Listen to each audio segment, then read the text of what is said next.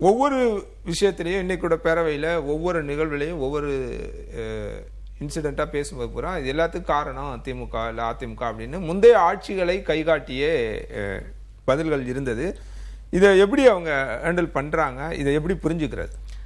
இன்றைய சட்டமன்ற நாள் நீங்கள் அது இன்னைக்கு எடுத்துக்கிட்டாலும் சரி, இல்லை கடந்த வாரத்தில் இருந்த போதும் பார்த்தீங்கன்னா பர்ஃபார்மன்ஸ் வைஸாக அது விஷுவலாகவும் சேர்த்து உள்ள கண்டென்ட் எல்லாம் அப்புறம் பர்ஃபார்மன்ஸ் வைஸாக தாவேகா ஸ்கோர் பண்ணுவதை போன்ற விஷயங்கள் இருக்குது. உள்ளடக்கம் என்பதை தாண்டி அந்த ஷார்ட்ஸு, அந்த கிளிப்பு, அந்த விஷயங்கிறது கண்டிப்பாக வைரல் ஆகும். அவங்ககிட்ட ஒரு ஆவேசம் அல்லது ஒரு ஆக்ரோஷம், அது மேபி பவரில் ஃபஸ்ட் டைம் உட்காரதுனால அப்படிங்கிறதா இல்லை இயல்பே அப்படிதான் இருக்க போதாங்கிறத நம்ம பொறுத்திருந்து தான் பார்க்கணும்.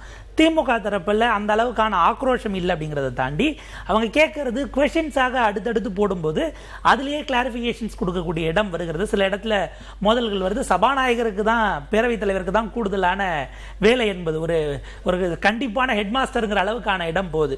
திமுகவினரை பொறுத்தவரை சில இடங்கள் அதிமுகவினரும் பின் பாயிண்டடாக சில விஷயங்களை கேட்கும்போது கன்வின்ஸ் ஆகிற இடத்துல இல்லை அதுக்கு விளக்கம் சொல்லக்கூடிய இடத்துல முன்னாடி சொன்னதிலிருந்து ஒரு ஸ்டாண்டை மாற்றக்கூடிய இடத்திற்கு தாவேகா வரக்கூடியதுங்கிறது இவங்க அக்ரஷனாக போனால் அந்த இடம் கிளாஷ் ஆகக்கூடாதுங்கிறதுக்காக ஸ்ட்ராட்டஜிக்கலாக எடுக்கிறாங்களா?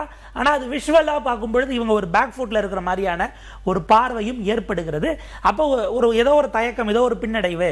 கடந்த காலத்தில் இது பார்த்தீங்கன்னா நீங்கள் போன வாரத்தில் இஷ்யூஸ் எல்லாம் வரும்போது முன்னணியில் உதயநிதி அவர்களுக்கு பக்கத்தில் இருக்கக்கூடிய கே நேருவாகட்டும் இல்லை ஏவாவேல் ஆகட்டும் அவர்களுடைய டோன் என்பது சில இடங்களில் ரொம்ப அந்த டோன் அங்கே எதிர்த்தரப்பில் வச்சதுக்கு ஒரு ஆவேசமான பதிலடி இல்லைன்னு திமுக தரப்பிலேயே அவங்க வட்டாரங்களிலேயே அவங்களுடைய கோர் ஓட் பேங்க்லேயே அதிருப்தி ஏற்படுத்தலாம் பார்க்குறோம். இப்போ இன்றைக்கு அமைச்சர்கள் எடுக்கிறாங்க அப்படின்னா இன்னைக்கு ஆக்சுவலாக கொண்டு வரப்படுகிறது சட்ட ஒழுங்கு தொடர்பான கவன ஈர்ப்பு தீர்மானம். சட்ட ஒழுங்கிற்கு அமைச்சராக இருக்கும் உள்துறை அமைச்சரான முதலமைச்சர் பதிலளிக்கல, மாறாக சட்டத்துறை அமைச்சர், ஏன்னா அதுலயும் சட்டம் இருக்குங்கிறதுக்காக அதே அவர் குறிப்பிட்டார். எதிர்கட்சி தலைவர் அதை குறிப்பிட்டாரு. துறை ரீதியான துறை சார்ந்த அமைச்சர்கள் யாருமே பதில் சொல்ல மாட்டேங்கிறாங்க, மாறி மாறி சிலரே பேசுறாங்க அப்படின்றாரு.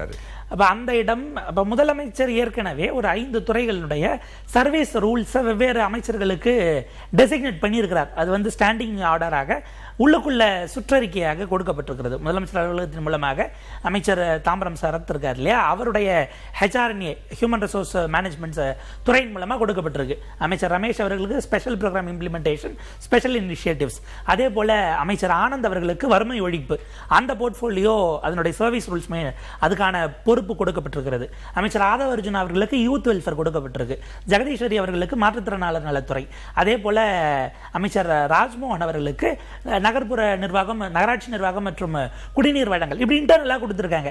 அந்த மாதிரி உள்துறையும் யாருக்கும் கொடுத்துட்டாரா, நமக்கு உத்தரவு வரலையாங்கிற கேள்வி வருது. இப்ப என்ன, முதலமைச்சர் 110 விதியில் இன்றைக்கு விவசாயிகள் தொடர்பாக அறிவிக்கிறார் இல்லையா, அந்த கேள்விக்குமான பதிலையும் கூட அவருடைய ஜிஸ்டாக ஒரு விஷயத்தை ஏன் 110 விதியில் கூட தீர்மானத்தின் மீது இல்லாமலாம் நான் பதிவு செய்கிறேன் ஏன் முதலமைச்சர் சொல்லல?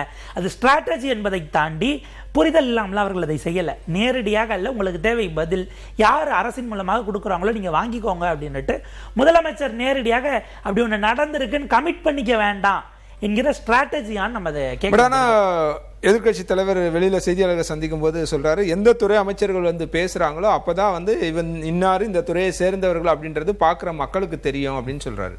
இதில் அந்த துறைக்கு அவர் அப்படிங்கிறத தாண்டி அந்த துறையில் நடப்பதற்கு அவர் தான் பொறுப்புங்கிறத எடுத்துக்க வேண்டியிருக்குல்ல, அக்கௌண்டபிலிட்டி.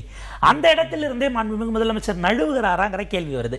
நீங்கள் இன்றைக்கு பல விஷயங்களுக்கு பதில் சொன்னார்கள், ஆனால் கேட்ட கேள்விக்கு பின் பாயிண்டடா பல அமைச்சர்கள் பதில் சொல்றாங்க ஒரு தீர்மானத்தின் மீதே. ஆனால் கேட்ட கேள்விக்கானது வந்ததா? இப்போ உதாரணத்துக்கு இன்றைக்கு அமைச்சர்கள் பதில் சொல்றாங்கன்னா, நீங்க கோவை மாணவர் கல்லூரி மாணவர் சம்பவத்தில் அது கல்லூரி, அப்போ உயர்கல்வித்துறை அமைச்சர் கமிட் பண்ணி இருந்திருக்கணும். இன்றைக்கு உயர்கல்வித்துறை அமைச்சர் துணை குடியரசுத் தலைவரோட இருக்காருனால அதை புரிஞ்சுக்க முடியுது. ஆனால் இந்த தீர்மானம் 5 நாட்களுக்கு முன்பாக கொண்டு வரப்பட்ட போதே அன்றைக்கு உயர்கல்வித்துறை அமைச்சர் உள்ள இருந்தும் பேசல, அமைச்சர் ராஜ்மோகன் தான் பேசுறாரு. இந்த 4 நாட்களாக திருவற்றியூருக்கு அது பள்ளி மாணவன்கிற வகையில் அமைச்சர் ராஜ்மோகன் போயிருக்கணும். இன்றைக்கு இவ்வளவு ஆவேசமாக ஆக்ரோஷமாக பேசுறாங்க இல்லையா, நேற்றைக்கு அதே வீட்டுக்கு போகும்போது மற்ற அந்த வெளியான காணொலியை நம்ம பார்க்கணும். வீட்டுக்குள்ள வேற யாரும் இருக்கக்கூடாது, குடும்பத்தினர் மட்டும் தான் இருக்கணும் அப்படின்னு அங்க இருக்கிறவங்கள சானிடைஸ் பண்றாங்க.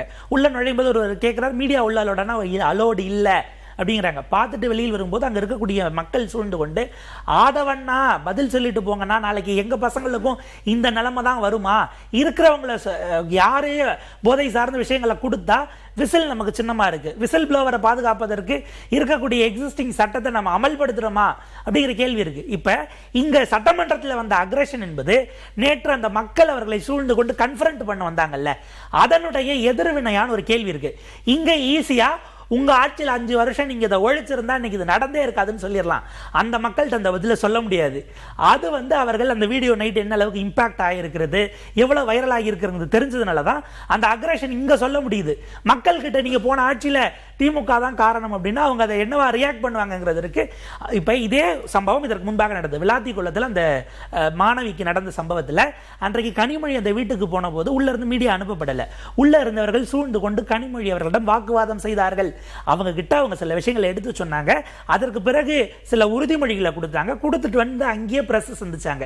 நான் சொல்றது, நீங்க போகக்கூடிய இடத்துல மக்கள் கோபத்தில் இருக்கிறவங்க, பாதிக்கப்பட்டவங்க கன்ஃபரண்ட் பண்ணதான் செய்வாங்க. ஆனா அதை எதிர்கொள்வது அப்படிங்கிறது இருக்கு இல்லையா.